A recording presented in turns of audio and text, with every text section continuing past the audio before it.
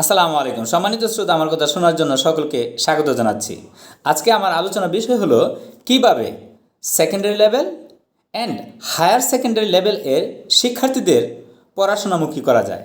সম্মানিত শ্রোতা, ইতিমধ্যে ডেমোক্রেটিক গভর্নমেন্ট ক্ষমতা গ্রহণ করেছে এবং আমরা দেখতে পাচ্ছি যে our education minister is working hard to bring about a revolutionary change in education, but রাতারাতি ওভারনাইট এটা করা সম্ভব নয়।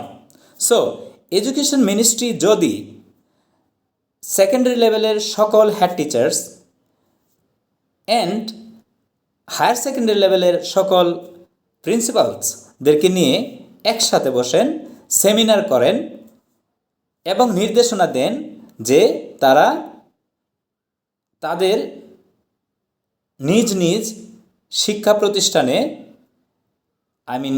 টিচার্স অ্যান্ড স্টুডেন্টসদেরকে মনিটর করবেন ভেরি মাচ ক্লোজলি, এবং থানা শিক্ষা অফিস, জেলা শিক্ষা office also should work actively, combinedly. For an example, থানা শিক্ষা অফিস 3 মাস অন্তর অন্তর রিপোর্ট করবেন জেলা শিক্ষা অফিসে। এভাবে আগানো যায়। সম্মানিত শ্রোতা, এডুকেশন মিনিস্টার যদি শিক্ষকদের উপর বেশি প্রেশার ক্রিয়েট করেন, হয়তো আমরা আশানুরূপ ফল নাও পেতে পারি।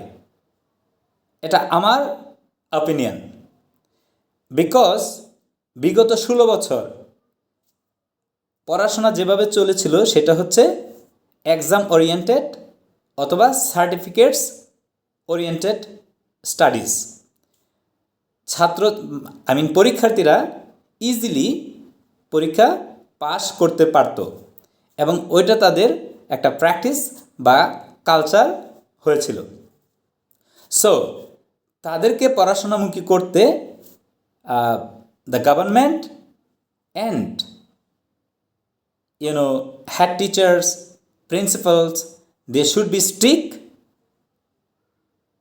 They should also take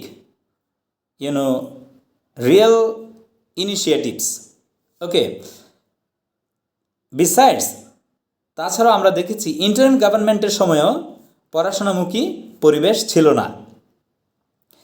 এখন নির্বাচিত সরকার যদি 4 থেকে 5টি লেয়ারে কাজ করেন তাহলে শিক্ষার্থীরা পড়াশোনামুখী হবে।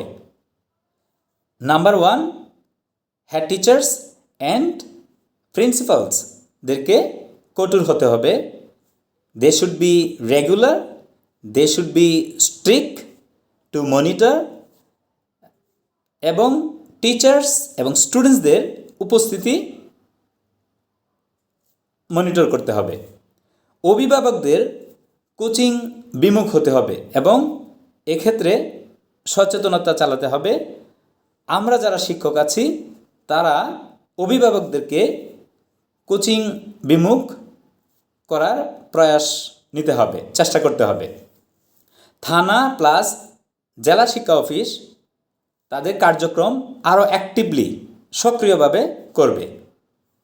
তাহলেই আমি মনে করি শিক্ষার্থীরা পড়াশোনামুখী হবে। Thank you very much for watching this video.